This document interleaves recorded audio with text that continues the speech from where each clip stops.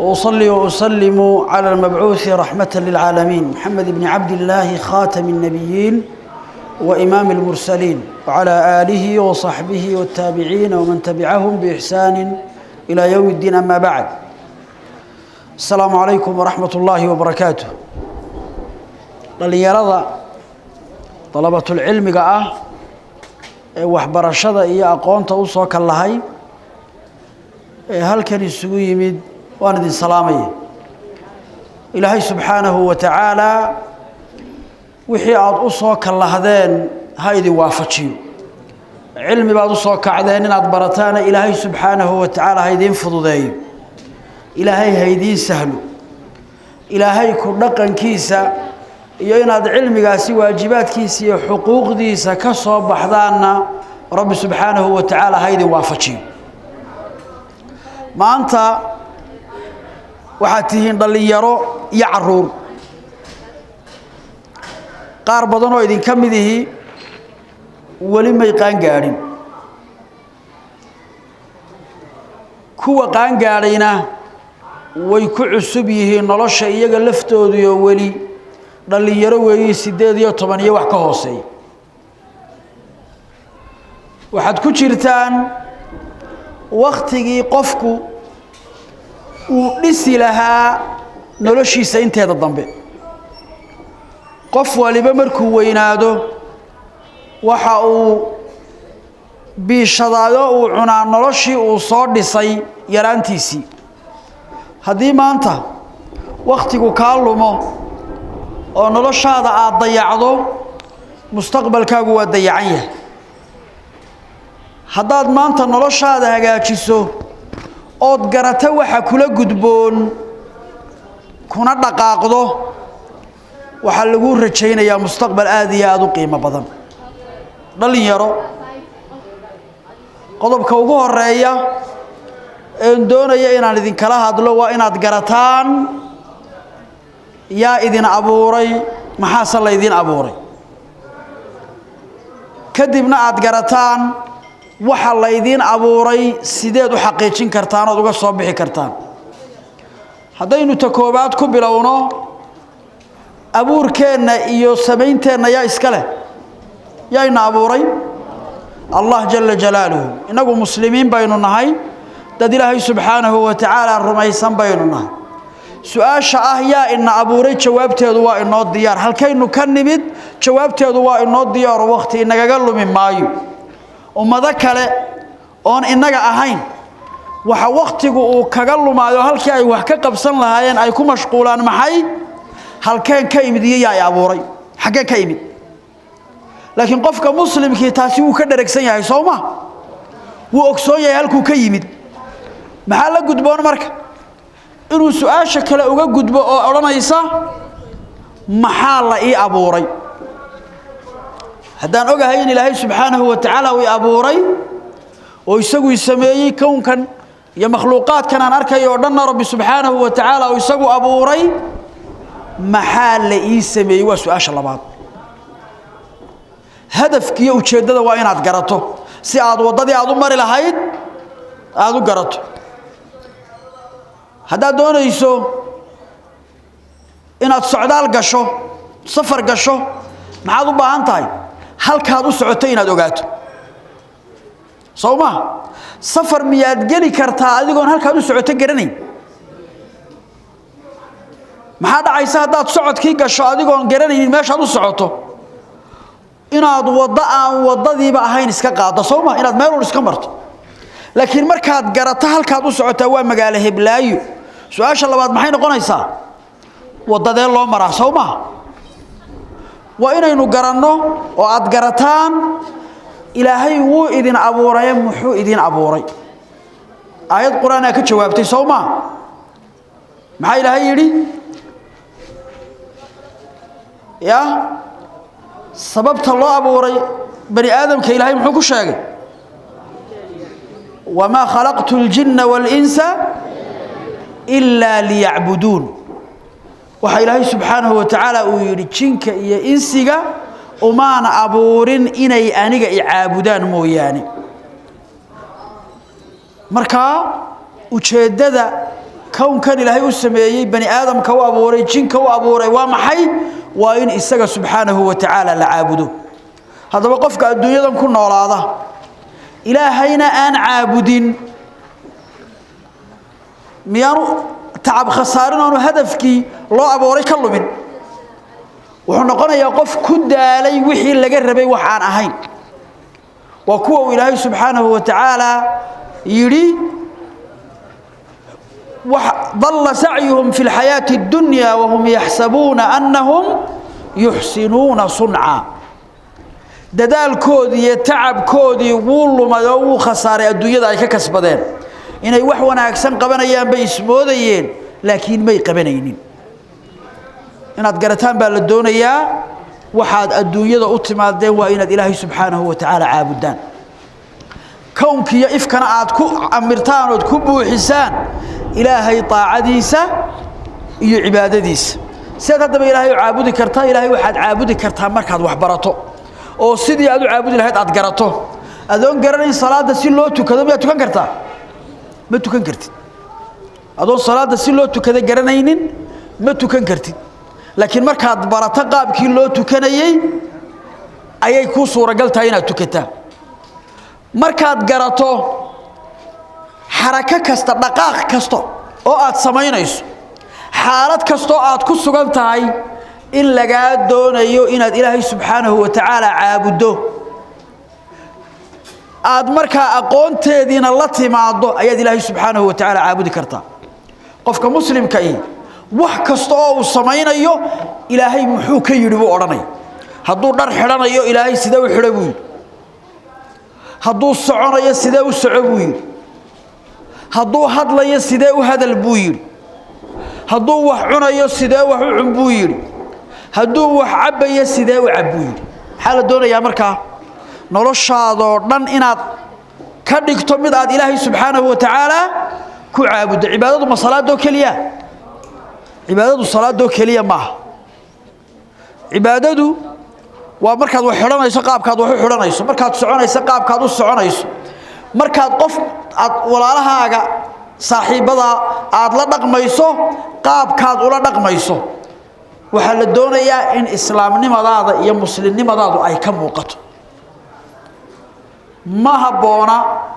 ninkii dhalinyarada ahaa ee muslimka ahaa inuu u socdo oo hab dhaqankiisa iyo qaabka uu dhaqmaya ay noqoto qofkii aan muslimka ahayn dhaqankiisii qofka muslimka ah iyo kaan muslimka ahayn ma isku dhaqan ba ما isku fikir ba ma isku hadaf iyo ujeeda qofka muslimka ujeedadiisu waa maxay waa inuu Ilaahay raali galiyo jalla jalaaluhu hadafkaaga iyo ujeedada ugu weyn waa maxay Ilaahay subhanahu wa ta'ala inaad raali galiso maxaad Ilaahay ku raali galinaysaa inaad dhaqankaaga oo dhan iyo waxa la yaalo waxa aad sameynayso aad u eegto Ilaahay subhanahu wa ta'ala ma ka raali yahay mise kama raali aha hadii marka shaygi markaad eegto ay ku soo baxday in Ilaahay ka raali yahay maxaad sameynaysaa waad la imanaysaa hadaad ogaato Ilaahay inaanu raali ka ahayna waad ka tagaysaa waxa la doonayaa maanta idinkoo curdinahoo yar yar inaad noloshiina taa ku salaysaan looma baahna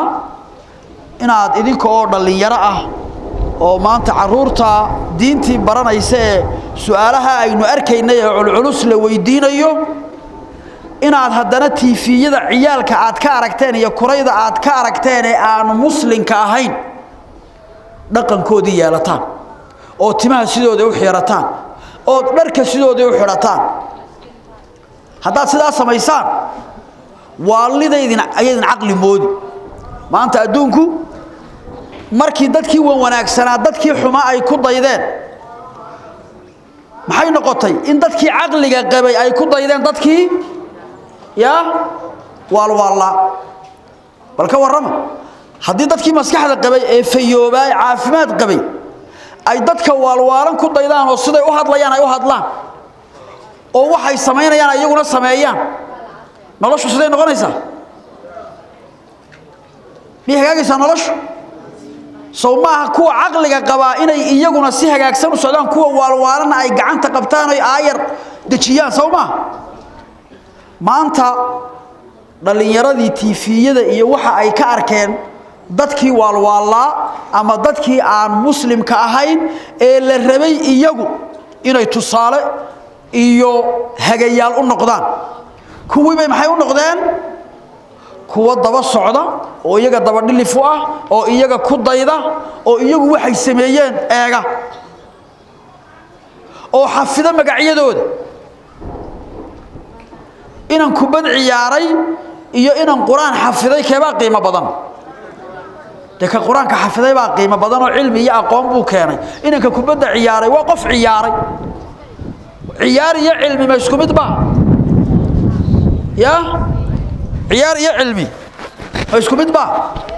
da quraanku waa cilmi kubadduna waa ciyaar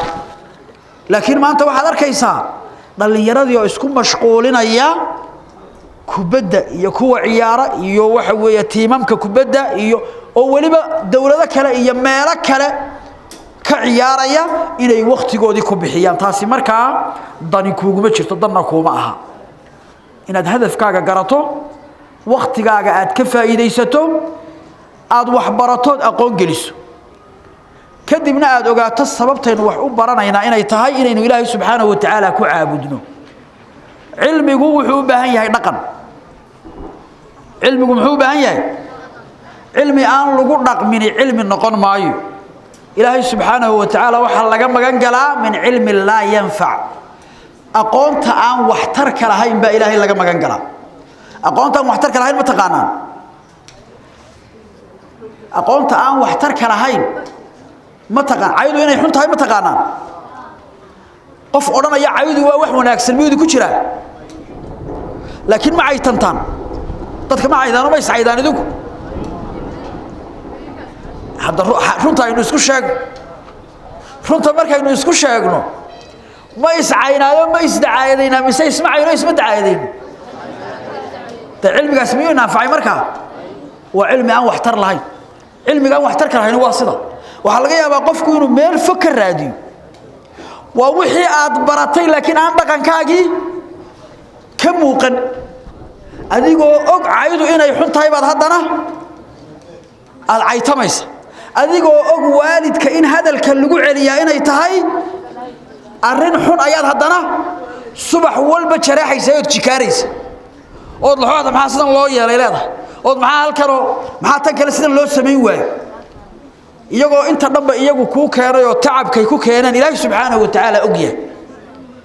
aqoontii ahayd marka waalidka ixtiraamkiisa iyo qadarintiisu sawmaad aqoon ma ogeyn laakiin meeku anfacday marka sidaas sameynayso muxuu noqonayaa kaasi marka cilmi aan ku anficin buu noqonayaa aqoon aan waxba kuugu filayn ayay noqonaysaa sigaarku inuu wuxuu yahay soo lama yaqaan kuwa maanta sigaarka cabaya maxay ku wada oranayaan ma qof baa ku oranaya wanaagsan yahay midna kuma oranay mid walba uu qufacayaayo waa balaayo la igu imtixaamay buu kulay wala igu ibtilay wuu og yahay inuu xun yahay laakiin maxaa ka maqan cilmigiisa iyo aqoontiisu inay waxtar yeelataa ka maqan waxaynu u baahannahay marka waxaynu u baahannahay waxa la idin dhigay casharada la idin dhigay cilmiga aad baranaysaan inuu noqdo cilmi waxtar la sidoo ku noqonayaana waa sidaa waa inaad wixii lagu sheegay ee lagu baray dhaqankaaga wax kaga bedeshaa dhaqankaaga waa inaad wax kaga bedeshaa saaxiibada dadka aad wax wada baranaysaan asxaabta tihiin waa dad kugu qaaliya noloshaadana qayb ka ah mustaqbalka hadii Ilaahay nolosha ku daayanaad xasuusan doonto waxa la doonayaa marka maanta inaad dhaqan wanaagsan kula dhaqanto macallimiintaadu waa waalid Ilaahay baa ku soo diray adigay wax ku barayaan mustaqbalkaagii bay dhisayaan Ilaahay baa subhanahu wa ta'ala ku soo diray oo ku keenay si ay adiga naftaada iyo mustaqbalkaagii uga shaqeeyaan maxay ka mudan yihiin macallimiintu maxay mudan yihiin ixtiraam iyo qadarin bay mudan yihiin iyo ka dambayn iyo hadalkooda la dhageysto oo la maqlo hadda waxa aynu leenahay weenagii horena u sheegnay yaanu hadal noqon inta nimka isku wada waafaqno in macallimiintu ay qadarin mudan yihiin haddana marka galaaska la gala macallinkii la jikaaro oo waxba laga dhagaysan waayo de wixii aynu isku sheegnay waxba kama jiraan Soomaa wax tar la muu noqonin hadaba dhalinyaro waxaan idinku boorinayaa sida aad maanta naftaada aad ka dhigto un baad hadhowna u ekaanaysa hays oranin hadhow baad cilmigan ku dhaqmi doontaa maanta aqoonta aad ku dhaqmi weydo oo naftaada ku dhaqi weydo barina ku dhaqi maysid barina waxaad noqon doontaa oo kuwan imika laga cabanayo ee xoolihii dadka cunay haday mansib loo dhiibo haday meel qabtaan xoolaha dadka baabiinay haday waxba waayaan gidaarada iyo meelahan taagan ee dadka moobilada ka jabsanay daan imika wada qaaridi ku jira kuwa meelaha moobilada u istaagaya caruurta iyo hablaha iyo waxa weeyaan kuwaas aad noqon doontaa de kuwaasina waa ummad luntay oo baabaaday oo aan mustaqbal lahayn xaraam buu doonayaa inuu qaato gidaarkaas uu taagan yahay waxa la yaalo waxay u taraysaana ma jirto naar buu cunayaa ummadiisana uu hagardaaminayaa oo uu dhibaataynaya waxa la idinka doonayaa wadankan idinka leh dadkani waa dadkiini mustaqbalkiisa idinka yeelanaya hadii ilaahay subhanahu wa ta'ala yiraahdo waxa la rabaa markaa inaad maanta ka shaqeysaan sidii wadankiina uu noqon lahaa mid sida uu maanta yahay ka qurux badan ma jeceshihiin inaad soo gaadhaan heerka macallimiintiinu ay joogaan iyadoo magaaladiinu sida ay maanta tahay ka fiican tahay mise qaar badan oo kamid damba kamale inay ka wanaagsanaato sidan iyo inay ka xumaato haddaana damba ka lahayn de maba noolid oo qof nool ma tihiin laakiin qof kasta oo nooli wuxuu jecel yahay sida maanta noloshu tahay bari inay ka wanaagsanaato maxay kaga wanaagsananaysaa adigu sad ka yeesho haddaad adigu xaggii wanaagsanaata laaba u qaado oo saaxiibadana ay kula qaadaan oo la iswada gaarsiiyo oo sidaa la yeelo de magaaladu magaalo fiican bay noqon bariyana mid maanta ka wanaagsan bay noqon laakiin haddaad adigu tiraahdo de waa la wada kharibayaa ama kaliya bay hagaajin karaa aniguna waan la qasanayaa haddaad tiraahdo bari maanta way ka sii xumaan dadkoo wada xun baa la doonayaa adigu inaad wanaagsanaato mid kalena aad soo qabato isku daydo inuu kula wanaagsanaado labadiinaasi hadana aad wada hawl gashaan oo laba kale inay wanaagsanaadaan aad ka shaqeysaan afar markaad noqotaana afar kale inay wanaagsanaadaan aad ka shaqeysaan sidaas maxay bulshadu ku noqonaysaa bulsho markaa wanaagsan oo horu socod leh oo hore u socota oo tahriibay intay kharibaan bay ka tahriibay meeshii aad baabiisay ayaad hadana oranaysaa xayaatul kalbi baan ku noolaayo ma wadan baan joogaa meeshaan joogo Saudinkan arkay hadda ka baabiyay waa adiga halkaad ku ordaysana dadkii lahaa baa dhistay oo hagaajistay de waa tan meeshaad iyo hagaajiso oo qof toosan oo quma noqo aqoonta aad baranayso ku dhaqan oo waxa weeyaan dhaqan gali markaas wadankaaga wadan noqonaya kulli xiisadihii baa gaaraya baan filayaa inaan sii dheereeyo ma jeceli aad iyo aad baad u mahadsantihiin assalamu alaykum wa rahmatullahi wa barakatuh